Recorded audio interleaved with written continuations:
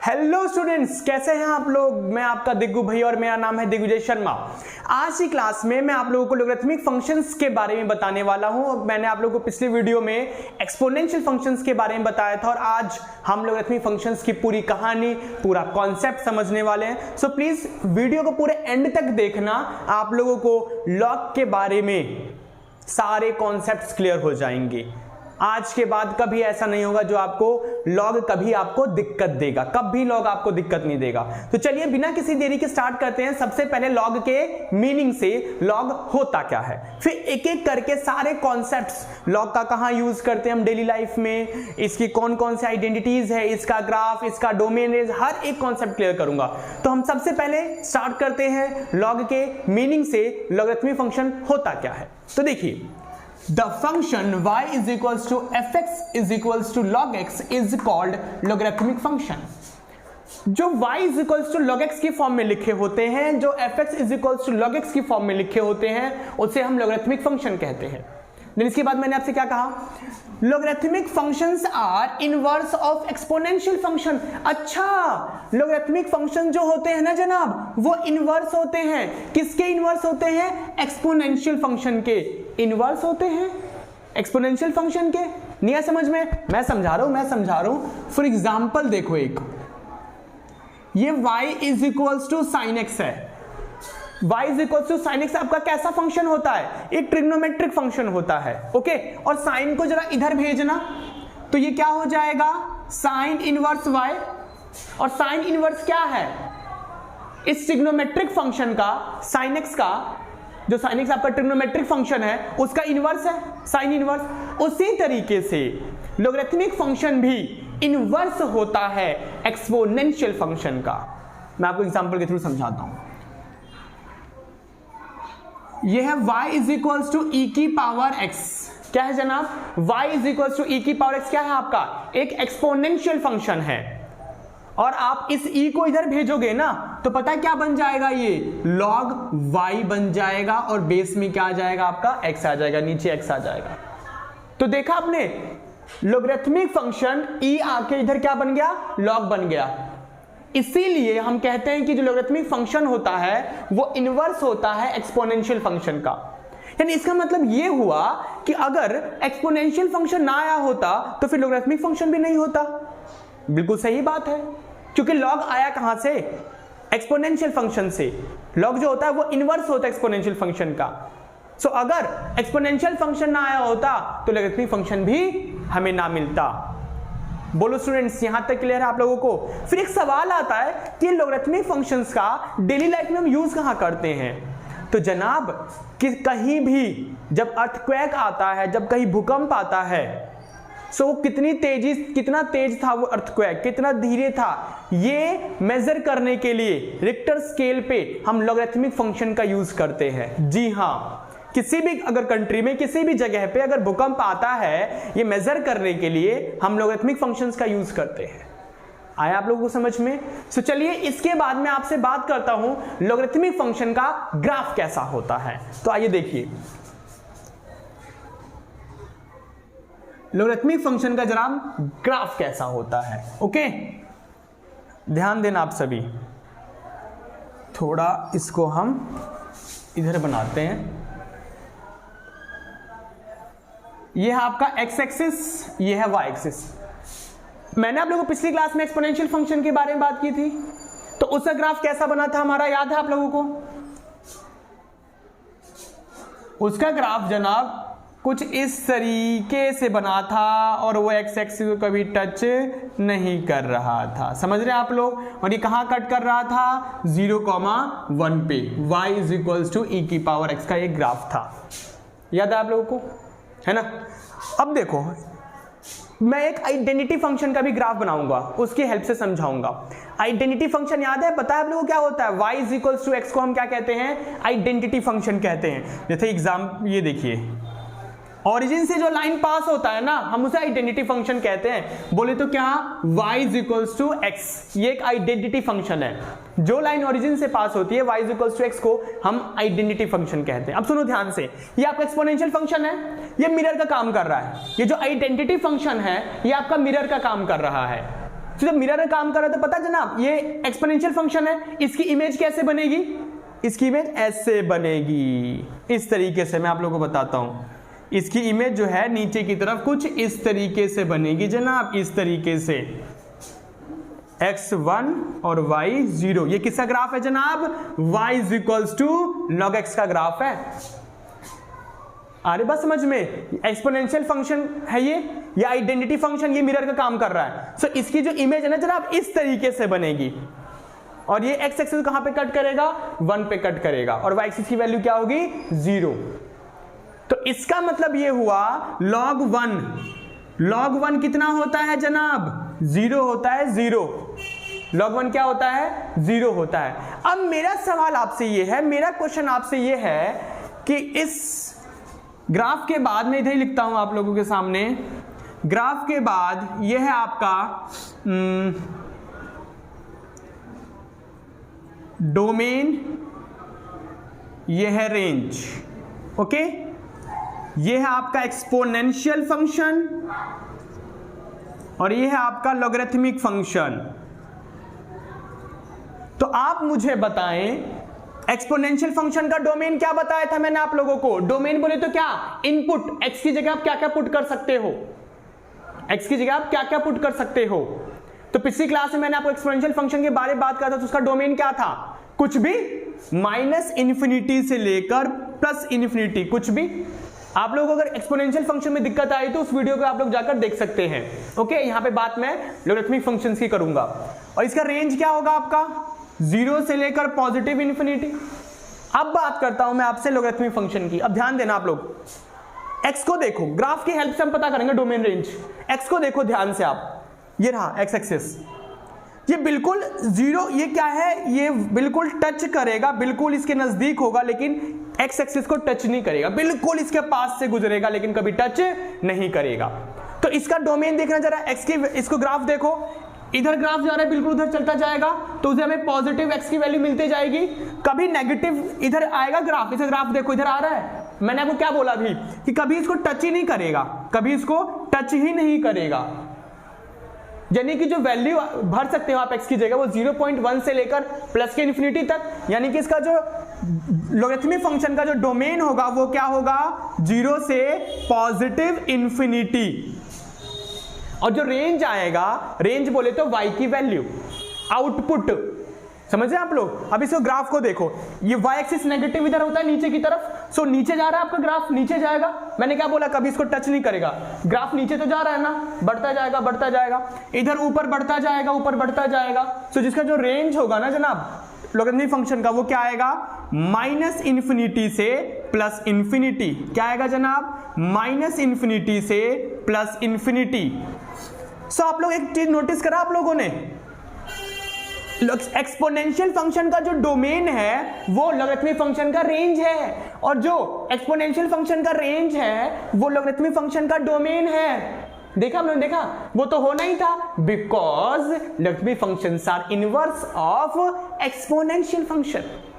तो जनाब अभी तक हमने क्या क्या बात करा, अभी तक मैंने आप लोगों को बताया लॉगरिथमिक फंक्शन होता क्या है, इसका हम यूज कहां करते हैं, इसके ग्राफ के बारे में मैंने आप लोगों से बात करा, इसके डोमेन और रेंज के बारे में मैंने आप लोगों से बात करा। अब मैं इसके बाद छोटे छोटे कॉन्सेप्ट्स जो होते हैं लॉग के वो डिस्कस करता हूं, ओके। सो यहां तक क्लियर है, चलिए आगे बढ़ते हैं।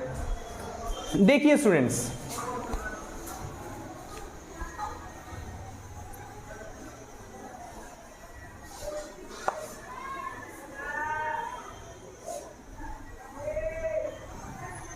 देखो मैं अब आपसे बात करता हूं कंपोनेंट्स ऑफ लॉग। लॉग के कौन कौन से कंपोनेंट्स होते हैं, ओके।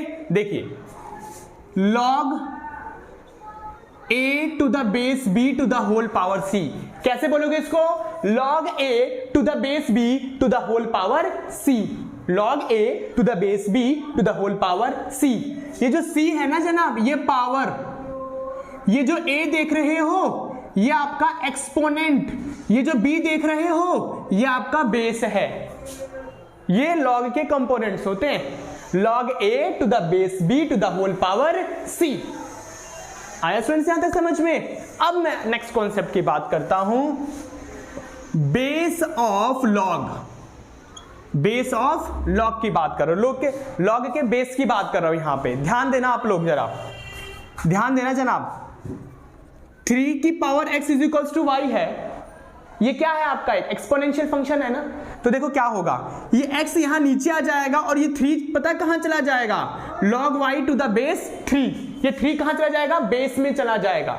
और कैसे पढ़ूंगा इसको मैं, log y to the base 3। Okay, एक एग्जांपल और लेता हूं। 7 की power x is equals to Y, so x आपका यही रहेगा और ये 7 उधर जाके क्या बन जाएगा, log y to the base 7। एक एग्जांपल और लेता हूं, 10 की power x is equals to Y, so x आपका यही रहेगा और ये 10 उधर जाके क्या बन जाएगा, log y to the base 10।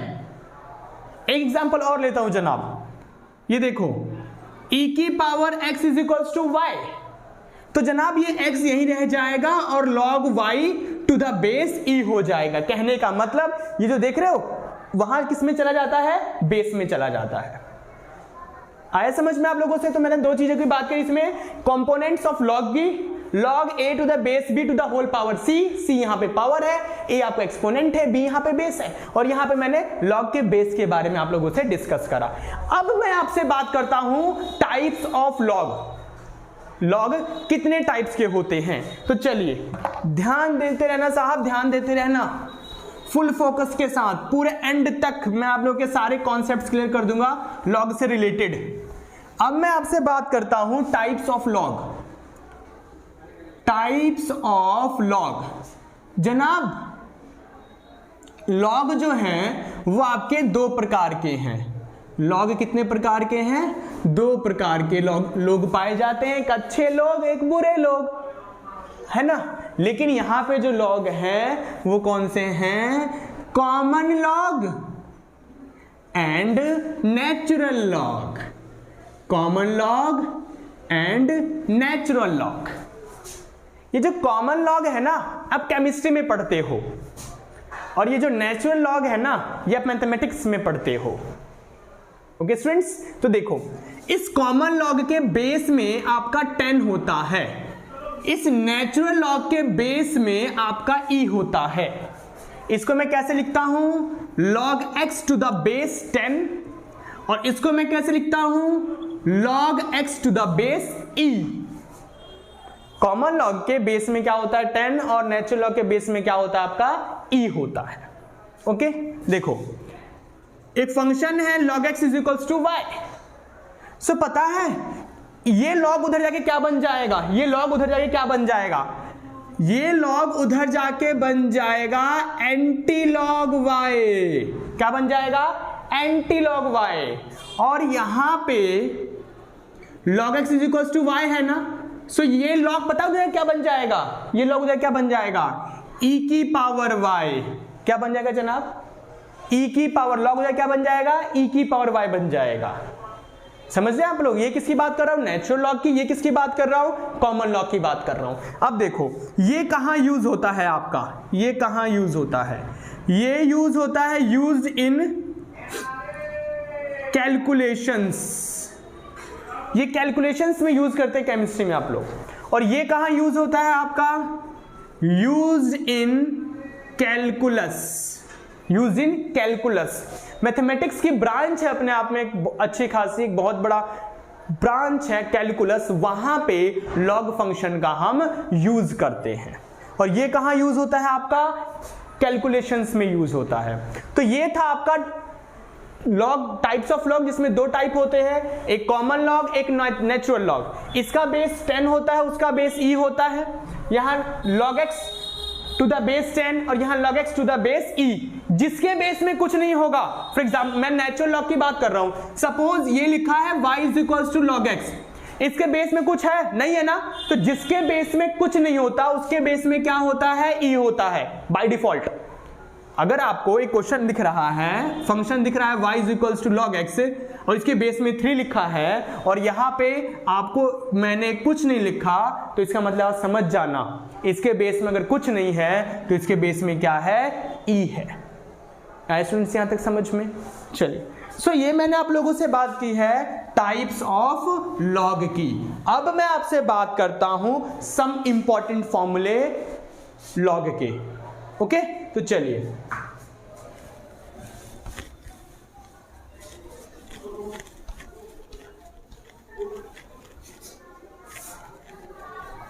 देखिए स्टूडेंट्स, मैं आपसे बात करने वाला हूं इंपॉर्टेंट फॉर्मूले।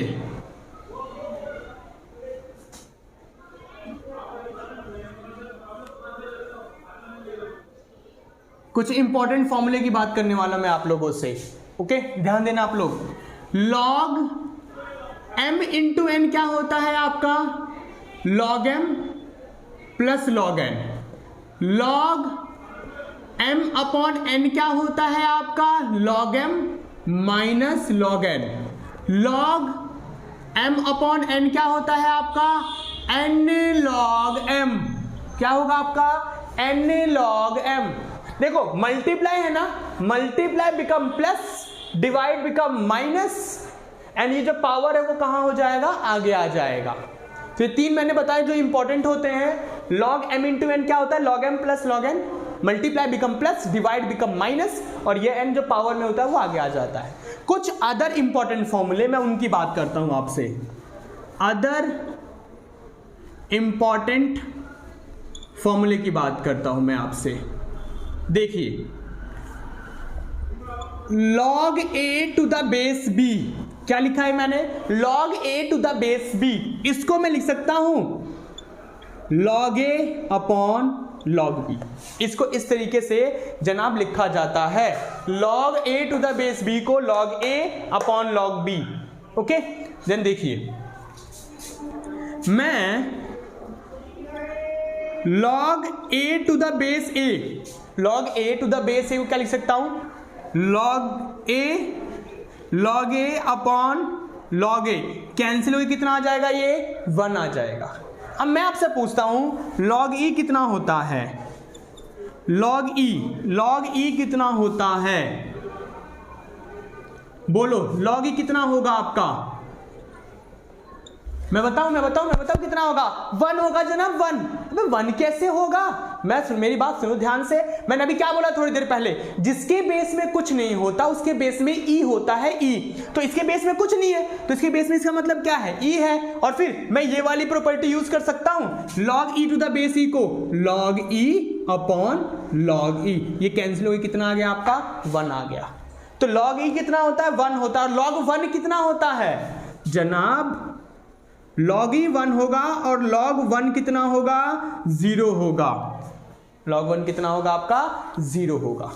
सो ये बात करें, मैंने बात करा आप लोगों से लॉगरिथमिक फंक्शंस के जो इंपॉर्टेंट फॉर्मूले होते हैं, जो इंपॉर्टेंट वो फॉर्मूले होते हैं उनकी मैंने आप लोगों से बात की। अब मैं बात करता हूं आप लोगों से लॉगरिथमिक सीरीज की बात करता हूं। जब मैंने आप लोगों को एक्सपोनेंशियल सीरीज के बारे, एक्सपोनेंशियल फंक्शन के बारे में करवाया था तो वहां भी मैंने आप लोगों को बताया था एक्सपोनेंशियल सीरीज के बारे में। अब मैं आप लोगों से बात करता हूं एक्सपोनेंशियल सीरीज, जैसे एपी की सीरीज होती है, जीपी की सीरीज होती है, एचपी की सीरीज होती है, उसी तरीके से लॉगरिथमिक फंक्शंस की भी सीरीज होती है जनाब अपने आप में।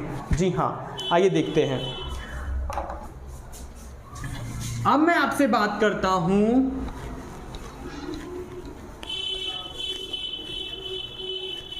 लॉगरिथमिक सीरीज की। लॉगरिथमिक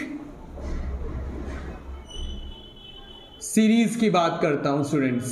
देखो, log 1 प्लस एक्स को हम कैसे लिख सकते हैं? x minus x square by 2 plus x cube minus x cube by 3, sorry x की पावर 4 बाई 4, और ये हो जाएगा बाय 3, ये x की power 5 by 5। Okay, so dot dot dot infinity तक चलता जाएगा ये। ओके, अब देखो, ये था आपका एक्सपोनेंशियल लॉगरिथमिक सीरीज। अब मैं आपसे बात करता हूं लॉगरिथमिक लिमिट। लॉगरिथमिक लिमिट की आइडेंटिटी क्या होती है? देखो, लॉगरिथमिक जो लिमिट होता है आपका, लॉगरिथमिक लिमिट, उसकी आइडेंटिटी होती है limit x tends to 0 log 1 plus something upon something. log 1 plus something upon something, but something should be same. ये सेम होना चाहिए। ये जो 1 प्लस एक्स देख रहे हो ना, ये सेम होना चाहिए। सो वैल्यू क्या होती है आपकी? 1 होती है। मैंने क्या बताया, लॉगरिथमिक लिमिट कितना क्या होता है, limit x tends to 0 log 1 plus something upon something but something should be same, कितना होता है आपका 1 होता है जनाब। सो अब मैं आपको प्रूफ देता हूं कि limit x tends to 0 log 1 plus something upon something 1 ही क्यों होता है। आइए देखते हैं जनाब, आइए देखते हैं। सो ये मैंने आपसे बात करें लॉगरिथमिक सीरीज की। अब मैं आपको प्रूफ देता हूं, limit x tends to 0 log 1 plus something upon something. Okay, so limit x tends to 0 log 1 plus something की जगह मैं ये लिख सकता हूं x minus x square by 2 plus x cube by 3 minus x की पावर 4 बाय 4 प्लस एक्स की power 5 by 5 dot dot dot infinity. नीचे क्या आ गया आपका, डिनोमिनेटर में क्या लिखा है आपका, x लिखा है। क्लियर। अब देखिए लिमिट x टेंड्स टू 0, मैं ऊपर से x कॉमन ले सकता हूं सभी से। सो जब मैं x कॉमन लूंगा तो क्या आएगा, माइनस एक्स बाई 2, ये हो गया एक्स स्क्वायर बाय 3, ये हो गया एक्स क्यूब बाय 4 एंड ये हो गया एक्स की power 4 by 5 dot dot dot infinity upon x। Okay students, अब आप ये x x क्या हो गया आपका, cancel, then limit x tends to 0 1 minus x by 2 x square by 3 x cube by 4 x 4 by 5 dot dot infinity. अब आप कर दो taking limit x tends to 0, taking limit x tends to 0, so 1 minus 0 by 2 0 square by 3 0 cube by 4, ये भी आपका 0 हो जाएगा, then 0 की power 4 by 5 dot dot infinity. So जनाब इसके बाद ये सब 0 बन जाएंगे, सब के सब 0 बन जाएंगे, रह क्या जाएगा आपका 1। So limit x tends to 0 log 1 plus something upon something but something should be same होना चाहिए। सो फॉर्मूला क्या होता है आपका 1 होता है। सो मैंने आज की क्लास में आप लोगों को लॉगरिथमिक फंक्शंस के बारे में सारा कॉन्सेप्ट क्लियर कर दिया। अब आप लोग मुझे कमेंट बॉक्स में बताना नेक्स्ट वीडियो मैं किस फंक्शन के ऊपर बनाऊं। ओके, सो मिलते हैं स्टूडेंट्स नेक्स्ट वीडियो में। थैंक यू सो मच, पढ़ते रहिए, बढ़ते रहिए।